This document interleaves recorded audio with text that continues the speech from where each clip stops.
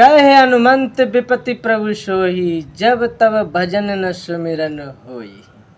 विपत्ति को विपत्ति नहीं कहते, संपत्ति को संपत्ति नहीं कहते। ईश्वर को भूलना ही सबसे बड़ी विपत्ति है और ईश्वर की याद बनी रहना ही सबसे बड़ी संपत्ति है। तो नमस्कार प्रिय दर्शकों व श्रोताओं, आप सभी का मेरे YouTube चैनल पर स्वागत है। जो भक्तजन मेरी वीडियो पर नए हैं तो चैनल को सब्सक्राइब कर लें। आज मैं आपको एक बात बताने वाला हूँ। श्री रामचरितमानस बालकांड से बोल रहा हूँ। माता पार्वती का नाम तो सब जानते हैं, लेकिन जो दूसरा जो नाम है वो किसी किसी को पता है। दूसरा जो नाम है वो है अपर्णा। वो कैसे पड़ा नाम, दूसरा नाम जो है उसके बारे में आपको जानना है तो वीडियो को अंत तक बनी रहिए। एक दिन क्या हुआ कि नारद जी का आगमन हुआ, हिमाचल के घर पधारे। पर्वतराज ने उनका बहुत बड़ा स्वागत किया और उनकी जो पत्नी थी मैना। तो नारद जी का जो आगमन हुआ तो नारद जी ने बताया, नारद जी ने कहा कि तुम्हारी कन्या सब गुणों की खान है। ये स्वभाव से ही सुंदर और सुशील और समझदार है। इसके नाम उमा, अंबिका और भवानी भी इसके नाम हैं। यह पर्वतराज तुम्हारी कन्या सुलक्षणी है। इसमें 2-4 अवगुण भी हैं, उन्हें भी सुन लो।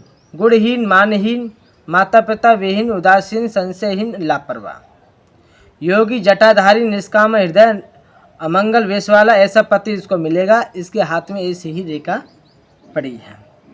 तो ये देखकर, ये सुनकर हिमवान और मैना को बड़ा दुख हुआ। पार्वती जी प्रसन्न हुई। नारद जी ने इस रहस्य को नहीं जाना, क्योंकि सबकी बाहरी दशा एक सी नहीं, भीतर से समझ भिन्न भिन्न होती है। नारद जी ने कहा कि शिव जी सहज ही समर्थ हैं, क्योंकि वे भगवान हैं, इसीलिए इस विवाह में सब प्रकार कल्याण है। यदि तुम्हारी कन्या तप करे तो त्रिपुरारी महादेव जी होनहार मिटा सकते हैं। ऐसा कहकर स्मरण करके नारद जी पार्वती को आशीर्वाद देकर चले गए। पति के वचन सुन मन में प्रसन्न होकर मैना उठकर तुरंत पार्वती के पास गई। पार्वती को देखकर उनकी आंखों में आंसू भर आए। उसे स्नेह के साथ गोद में बिठा लिया। हे पार्वती, नारद जी ने जो कहा है उसे सत्य समझकर तू जाकर तप कर। जब माता पार्वती स्वामी के चरणों में नित्य नया अनुराग उत्पन्न होने लगा, तप में ऐसा मन लगा कि शरीर की सारी शुद्ध बिसर गई। 1000 वर्ष तक उन्होंने मूल फल खाए। 1000 वर्ष तक कुछ दिन तो जल और वायु का भोजन किया, फिर कुछ दिन कठोर उपवास किए, जो बेलपत्र सूख कर पृथ्वी पर गिरते। माता पार्वती ने 3000 वर्ष तक उन्हीं को खाया। फिर क्या हुआ कि सूखे पत्ते भी उन्होंने छोड़ दिए। तो फिर क्या हुआ, उन्होंने सूखे पत्ते भी छोड़ दिए। तो सूखे जो पत्ते को संस्कृत में क्या बोलते हैं, पड़ बोलते हैं उसे। तो उन्होंने पत्ते भी छोड़ दिए, तभी से उनका नाम अपर्णा हुआ। माता पार्वती का जो शरीर है वो एकदम क्षीण होने लगा, एकदम कमज़ोर हो गया। तो इस स्थिति को देखकर आकाशवाणी हुई, हे पर्वतराज कुमारी सुन, तेरी मनोकामना सफल पूर्ण हुई। अब तू उन क्लेशों को त्याग दे जो तू तप कर रही है। उस तप को अब तू त्याग दे और तुझे शिवजी अवश्य मिलेंगे। तो तेरे माता पिता तुझे लेने आए तो हट न करना, उनके साथ चले जाना।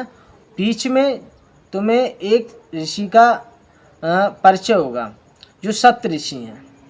तो समझ लेना ये बात सत्य है, शिवजी तुम्हें मिलेंगे, ये बात सत्य है। तो श्रोताओं, भक्तजनों, आप लोग हमारी वीडियो कैसी लगी? जो अपर्णा नाम था वो कैसे पड़ा? उन्होंने बेलपत्र को खा कर 3 साल तक इसी तरीके से खाए, फिर उनका भी त्याग कर दिया। तब से ये बेलपत्र शिवजी पर चढ़ते हैं। तो इस बेलपत्र जो पत्ते हैं उनका आपको रहस्य को पता चल गया कि आखिर ये पत्ते क्यों शिवजी पर चढ़ाए जाते हैं। इसीलिए शिवजी पर चढ़ाए जाते हैं। इससे भी बेलपत्र से भी भोले बाबा प्रसन्न होते हैं। तो मेरे प्यारे श्रोताओं, भक्तजनों, मैं अपनी वाणी को यहाँ पे विराम देता हूँ। जय श्री राम, जय श्री राम।